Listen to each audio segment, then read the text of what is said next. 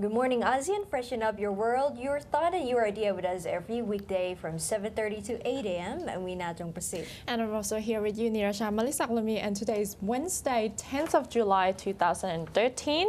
And we're starting our news with the situation in Malaysia, but this has something to do with the protesting situation in Egypt as the some non-government organizations or NGOs in Malaysia, including Opposition Islamic Party or PAS yesterday, rallied outside the Egyptian embassy calling for reinstatement of ousted Egyptian President Mohamed MORSI. The protesters were mostly from Islamist NGOs condemning the overthrow of the MORSI by the military.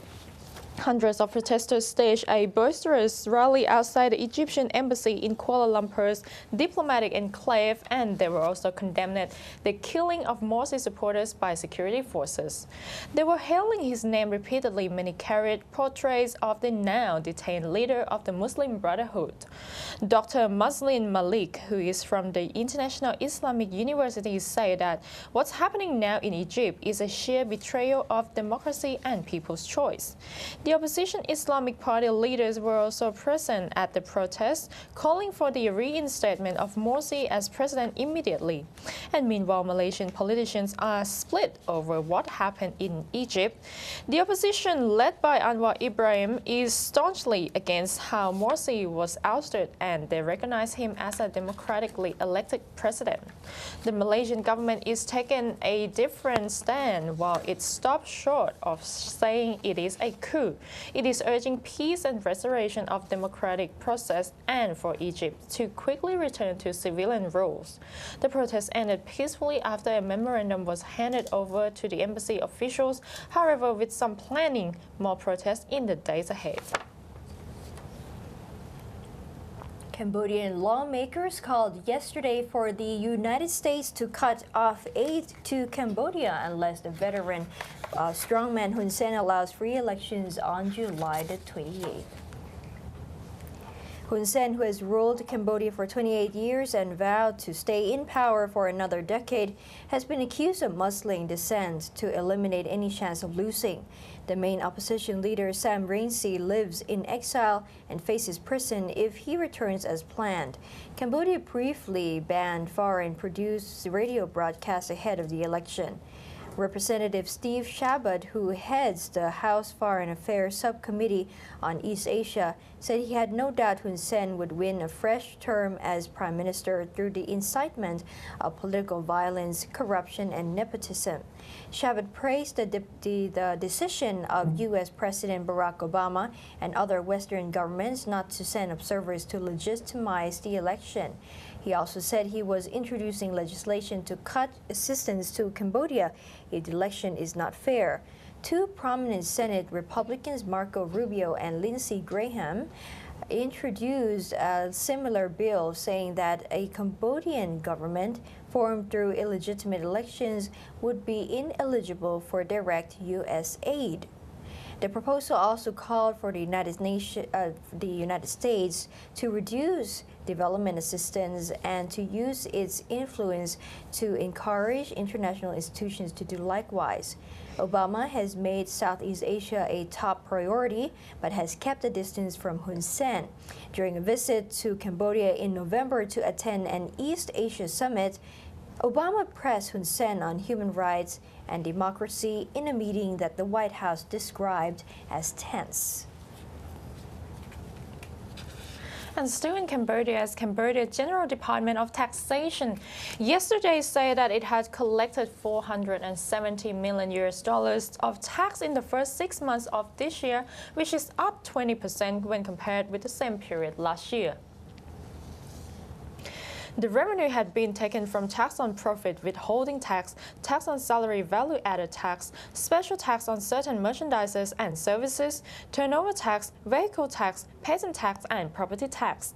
Speaking at a meeting of the General Department of Taxation, Deputy Prime Minister and Finance Minister Kiat Chon said that even though tax revenues have seen a remarkable increase in the first 6 months, all levels of tax officials must continue promoting tax law and consequences of tax evasion to individuals, corporations, trusts, and other entities in order to encourage them to pay taxes. And last year, the country earned a tax of $740 million, which is up 25% year-on-year. The number of ATM card users in Myanmar is said to be comparatively low comparing to the region, and that's according to the Central Bank of Myanmar, or the CBM. There are 160,000 local users in the country, with a total of 275 ATM machines installed nationwide currently, official data from CBM shows. Myanmar's banks have issued more than 160,000 cards to local users by this July, and the government officially allowed the ATM use in the country in December 2011. Myanmar Payment Union, or MPU, the first and only electronic payment system in the country, was launched officially last September. Its first card was debit card. The MPU was joint ventured by 3 government banks and 14 private banks. China's CUP card and Japan's JCB card can be used in the MPU network, which is still in progress to launch internationally. The country has currently 7 private banks, namely Myanmar Citizens Bank, Cooperative Bank, VIETINBANK, CAMBODIA Bank, Asian Green Bank, Ayurvedi Bank, and Myanmar Apex Bank operating ATM services locally. Though the country had used the ATM system from 2000 to 2003, the country's banking crisis in 2003 forced it to close down. And in Myanmar Focus Daily today, we're going to have a look at an interview of the managing director of MK Group of companies who give advice from local experts to do business in Myanmar.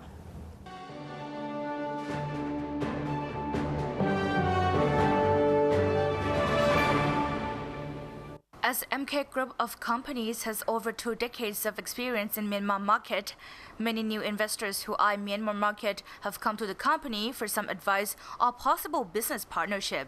The managing director of MK Group revealed that the rising interest of investing in Myanmar, especially for Thai business people, started since 2010 when the country first reopened.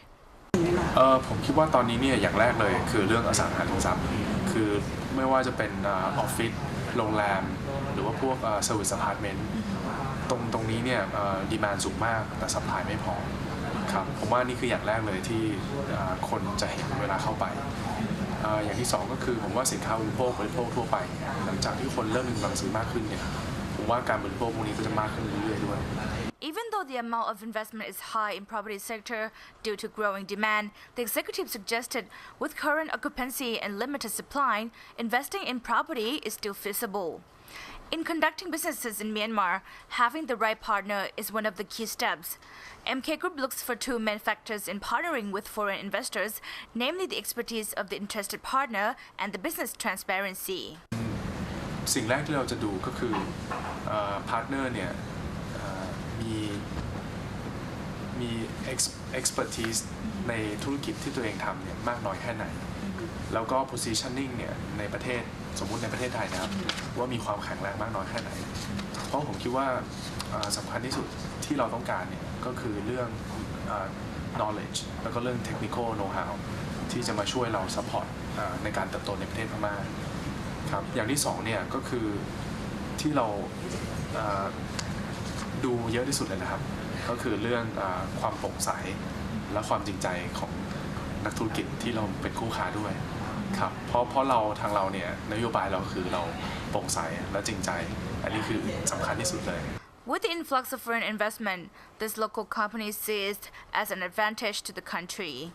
คือถ้ามองภาพใหญ่นะครับผมคิดว่าอย่างนี้ก็เป็นประโยชน์ครับเพราะผมเชื่อว่าการที่ต่างชาติเข้าไปเนี่ยไปช่วยสร้างงานให้คนในประเทศเนี่ยไปช่วยให้ความรู้การศึกษายังไงก็ทำให้พื้นฐานประเทศดีขึ้นซึ่งถ้าพื้นฐานประเทศดีขึ้นเมื่อไหร่เนี่ยทางบริษัทเราก็ได้รับผลประโยชน์ไม่ใช่แค่บริษัทเรานะครับบริษัททุกบริษัท ที่พร้อมที่จะเปลี่ยนแปลงรวมถึงผู้บริโภคทุกคนในประเทศผมคิดว่าตรงนี้นี่คือวินวินทุกคน However, the local company noted local firms might go out of business if they are not prepared to compete as a result of market mechanism. They have to adjust themselves to this changing of business environment. MK Group of companies is currently firming up its foundation to enter more competitive market by putting a focus on building people's capacity. เราคิดว่าธุรกิจที่เราครอบคลุมอยู่ตอนนี้ครับไม่ว่าจะเป็นพวก consumer product หรือว่าเรื่องIT มือถือรถยนต์เนี่ยเราคิดว่าเราก็จะพยายามหาฐานของเราสร้างฐานของเราให้แข็งแรงตอนนี้เพื่อสู้กับคอมเพติเตอร์ที่กำลังจะเข้ามาแต่ในขณะเดียวกันเองเนี่ยสิ่งที่ผมให้ความสำคัญที่สุดเนี่ยก็คือการสร้างคนตอนนี้เนี่ยผมก็มีสร้างทีมงานเพื่อจะมาดูแลมาพัฒนาด้าน HR โดยเฉพาะเพราะผมคิดว่าในระยะ10 ปีข้างหน้าเนี่ยใครที่มีคนที่พร้อมที่จะมาช่วยเนี่ยคนนั้นเนี่ยจะมีความได้เปรียบมากที่สุดThe MD has highlighted 3 significant points for foreign investors, especially Thai investors. The first is to find the right partner. The information of potential partners can be found at Department of Trade Promotion or Union of Myanmar Federation of Chambers of Commerce and Industry. The second point is to study Myanmar legislations, such as the Foreign Investment Law and other related regulations. The last one is to conduct a thorough study of the interested business sector. Aravitami Sang from MYANMAR FOCUS DAILY.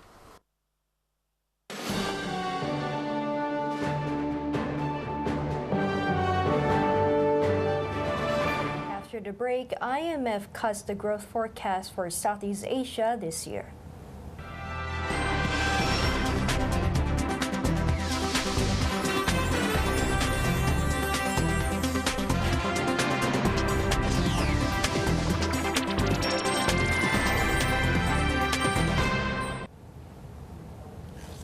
Welcome back from the break. We have a news on the IMF, Kunirasha. Yes.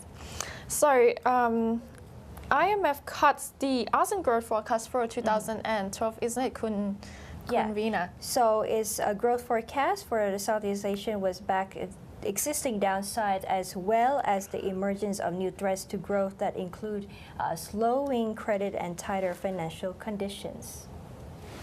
In its July World Economic Outlook WEO update, the IMF said the ASEAN 5, or the Indonesia, Malaysia, the Philippines, Thailand, and Vietnam, is now expected to hit an average growth of only 5.6% in 2013, a 0.3 percentage point reduction from the April WEO estimate of 5.9%. However, the region's average growth is expected to be higher at 5.7% in 2014. IMF said while old risks remain, new risks have emerged, including the possibility of a longer growth slowdown in emerging market economies, especially given risk of lower potential growth, slowing credit, and possibly tighter financial conditions if the anticipated unwinding of monetary policy stimulus in the United States leads to sustained capital flow reversals. The lower growth projection for the ASEAN mirrored the downgrade IMF made on global economic growth, which is now expected to hit 3.1% in 2013 and 3.8% in 2014. IMF's estimate for global economic growth were lower by 0.2 percentage points from the April WEO estimate of 3.3% in 2013 and 4% in 2014. Further, the IMF also cut its growth projections for developing Asia, which includes the ASEAN, China, and India. The average growth in the region will likely hit 6.9% in 2013 and 7% in 2014. And now let's update the situation in Vietnam as the Vietnamese Prime Minister Nguyen Van Thanh Dong has urged the Vietnam Joint Stock Commercial Bank for Industry and Trade, or VIETINBANK, to take drastic measures to become a large-scale commercial bank which operates safely and effectively in the banking system. The Prime Minister also asked VIETINBANK to strive to compete domestically and internationally, meeting regional governance, technology and competitiveness standards. Prime Minister Dong directed the bank to quickly improve its scales, financial capacity and assets, credit control quality and reduce bad debts, as well as to renovate its banking administrative system in accordance with international standards. The VIETINBANK should also strengthen its restructuring and develop a new business strategy in line with the country's socio-economic development conditions, according to him. The Prime Minister commended that the bank's achievements and contributions to the banking system. He also stressed the banking system needs to uphold its role as an effective instrument in regulation, the macroeconomy, and ensuring sustainable socio-economic development. The government leader called on the system to combine monetary and fiscal policy to effectively implement measures to stabilize the macroeconomy and curb inflation, while managing monetary policies to suitable for the changing market to reduce prime interest rates. It should try to attain 12% credit growth in 2013, mobilize capital for prioritized sectors, stabilize the exchange rate and value of the Vietnam dong, as well as take drastic measures to stabilize the gold market, according to him. VIETINBANK has a network of 116 exchange offices, branches, and affiliates, over 1,000 exchange bureaus nationwide, and 3 overseas branches. And by the end of 2012, the bank's total asset value surpassed 503.5 trillion Vietnamese dong, an increase of 9.4% from the previous year, while its credit balance and investment reached nearly 470 trillion Vietnamese dong. The bank's loan increased 13.6%, mobilized funds rose by 9.3%, and profit before tax stood at over 8.1 trillion Vietnamese dong. These figures are indicative of VIETINBANK's leading position in the industry and are truly remarkable given the adverse conditions seen through the entire banking sector over the past years. And now it's time for a special report, part 2 on the Luxembourg and its opinion on the economic crisis and especially on the European crisis situation. The recent economic crisis has trembled some of the EU countries, including Luxembourg. Unlike Spain and Greece, Luxembourg didn't get swept away as much by the crisis. The country has one of the lowest unemployment rates in Europe and relatively modest fiscal and budget deficits when compared to the worst-hit economies. But still, it has experienced a severe recession as the result of the international financial crisis. Output contracted sharply and unemployment has risen. Luxembourg's economy was heavily exposed to the downturn in world trade and the financial center has been strongly affected. To the economic crisis currently that hits a lot of European countries, according to you, how is Luxembourg doing so far? But Luxembourg is a small country, but it is not an island. It has also been affected by the economic crisis, and we were used to have almost no public debt. Now we have a public debt which is attaining more or less 20% of our GDP, which is much less than a lot of other European countries. We have also a bigger deficit than we had before. So the situation is also very difficult in Luxembourg.